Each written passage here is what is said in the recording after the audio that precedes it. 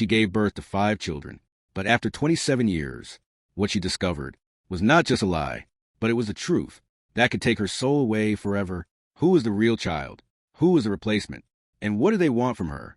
If you think you know the answer, watch till the end, because the ending, you will never forget. Gave birth to 5 children. 27 years have passed.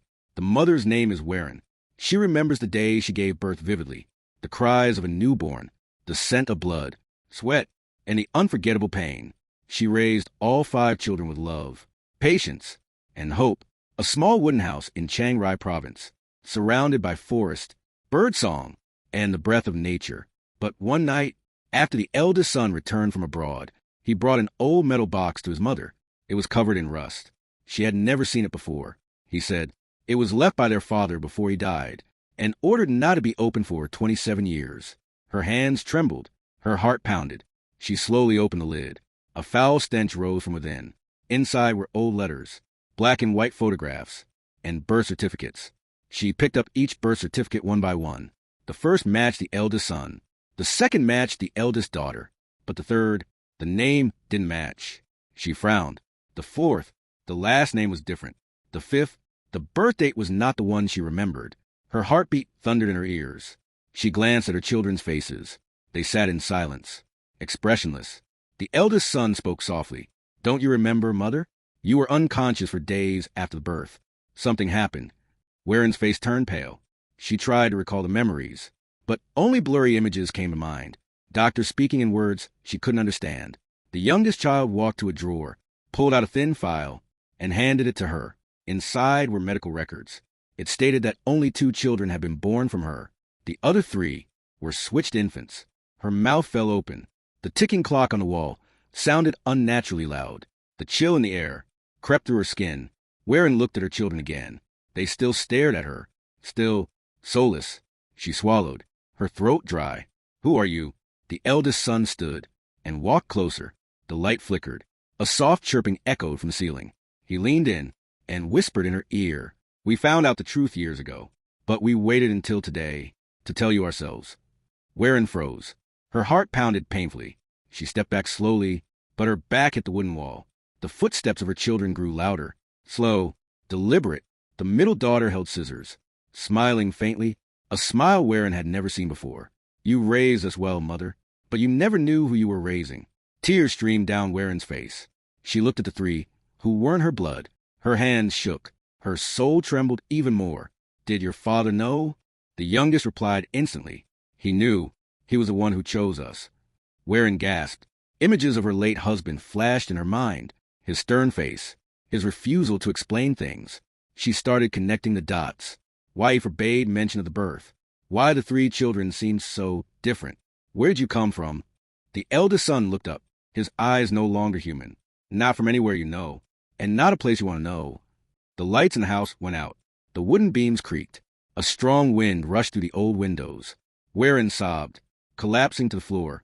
Why me?" The 3 children answered in unison, cold and clear. "Because you are the only one we need." She trembled, tried to crawl away, but her legs wouldn't move, as if pinned to the wooden floor. Her breath was hot.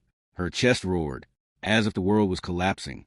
The second daughter knelt beside her, stroking her hair gently, her hand icy cold, as if no blood flowed within. "Don't be afraid, Mother. Just accept the truth." Warren shook her head, tears flowing nonstop. "I loved you. I raised you with all my heart, even if you weren't truly mine." The eldest son smiled, his eyes reflecting the flickering light. "Your love is what kept us alive. But today we need more." The door opened on its own. A bitter wind blew in. The house seemed to ripple. Picture frames fell from walls. Rice bowls dropped from shelves. The youngest retrieved an old lantern and lit it. The glow revealed strange symbols on the wall, overlapping circles, chaotic lines like an occult diagram. "This is no longer your home. It's a gateway." Warren's eyes widened. A faint growl echoed from beneath the floor. The house shook violently. Dust rose from the wooden gaps. "A gateway to where?" she asked, trembling. The 3 children stood around her, speaking together. "To where we came from. And you are coming with us."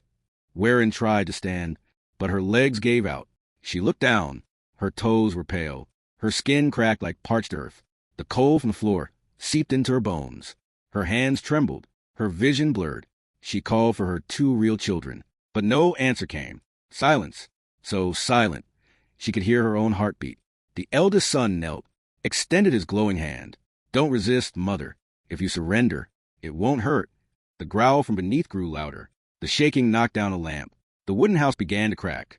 The middle daughter reached out, pressed a wooden plank. It gave way, revealing a dark hole beneath. The stench of mold, of ancient soil, and something like rotting flesh filled the air. You must go down, before the gate closes. Warren shut her eyes tightly, heart racing. Old memories flashed. Children's laughter, fresh rice in a clay pot, the warmth of their hugs. She opened her eyes, looked into her eldest sons. If this is the only way, I will go, but promise me, do not touch my real children. The three remained silent. Their soulless eyes flickered. Just for a moment, the second daughter replied softly, "That is not your decision to make." They reached out, together, grabbing Warren's arms, pulling her into the darkness beneath the house. Her body sank into the void. Air pressed tightly around her. The scent of earth, of blood, and something breathing in the shadows. She closed her eyes, not out of fear, but out of peace. Let my two true children be spared from all of this. Her final whisper drifted through the air, above the house. The shaking ceased. Silence fell, as if nothing had ever happened. Warren's two real children returned home. They found only an empty house. The lights were out, the dinner table cold, and the family photo had fallen to the floor. They looked at each other, confused, but sensing something in the air, a chill, silence, and farewell. From deep within the forest, a whisper echoed, "Mother always loves you." And in the darkness, beneath the world, Warren closed her eyes, held in the arms of three who were not of her blood, but of fate, which she chose to accept. Her story ended, quietly, amidst the wind, and the moonlight, shining upon the old wooden rooftop of a house that no one knew was once a gateway to something that should never have been opened.